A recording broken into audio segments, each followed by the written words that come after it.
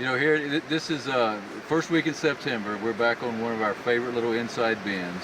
The sun's going down. We're going to have a shadow behind us. It's overcast.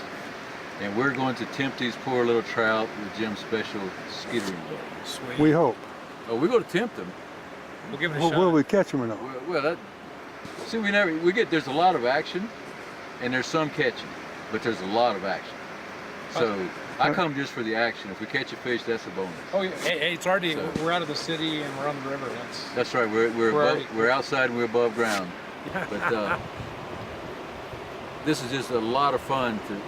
It looks like a spider trying to run across the water. Is what it looks like. Well, in the daytime, in the evening, it looks like a caddis flying along. It mimics a caddis, and they think it's a caddis trying to get away.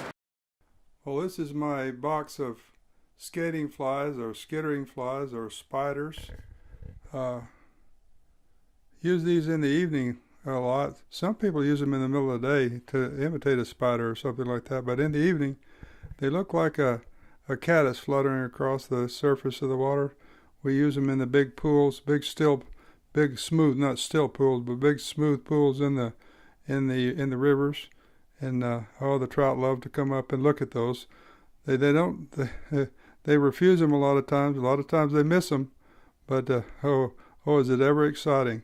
For about half hour, an hour, just after sundown, the trout are looking up and they come chase these things. And they look really alive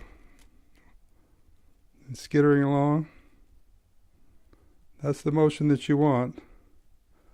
They need to stay up on their tippy toes. That's what we use.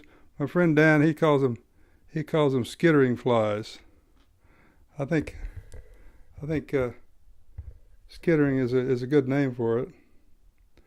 They look like they're easy to tie, but they're deceptively hard to tie, and it's hard to get the stiff enough hackles and put them on correctly. These are not classic skating, tied classic style. I understand about using the throat hackles and so forth, but these are just a compromise with some good stiff hackles. So, yeah, and small hook, 18s or 20s, and about this diameter is what it seems to be the best for the caddis. Now, for other places, you might want a bigger one, so it looks like a butterfly or a big spider or something like that. Depends on the stream, but we're in the West, and I thought I like brown better. A brown furnace especially is nice. You notice I have some darker ones and some gray ones. But it seems to be the big caddis that they chase. Sometimes you have some other big insects, and they can look like that. Oh, it's wonderful to see them come up and jump on that. The trouble is, quite often we get excited and we pull it out of their mouth. You want to let them take it down if you have the self-control. I've been doing this for 60 years and I don't have the self-control yet, so I don't know what to tell you. Anyway, that's our skittering flies.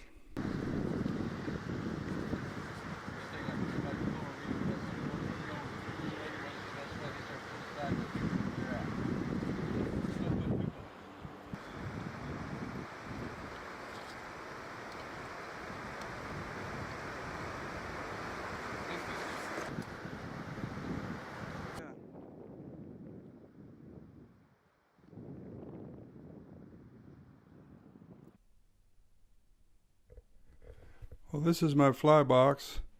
You can see it's been used. I've been using this particular fly box for 3 or 4 years. Good tough fly box. This is my go-to box. It has little slots like most of them do, where you can put the flies in. But what I really like about this box is it's got a magnet on this side. And I can just take a fly off and just throw it in there and it just sticks there. Now, this isn't, you wouldn't want to use this for dry flies, but for wet flies and nips and so forth, this is my go-to box for my bounce rig fishing. I line up all my stuff. Notice right here I have it tethered to my vest. I don't know, 2 or 3 times a year I'll look down and that thing is hanging almost in the water instead of falling in and washing away with $100 worth of flies or $200 or whatever. Of course, I tie my own, but if you tie your own, And if these are like anywhere from $1 to $2 a piece, that's a lot of money.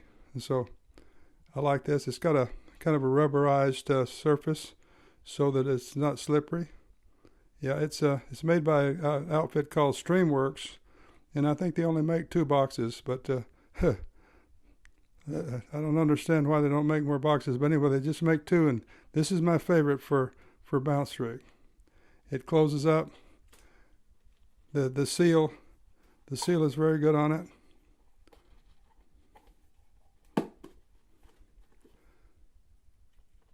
Don't lose this box. Anyway, that's the one I recommend for that. Now for dry flies, I use one with compartments or something.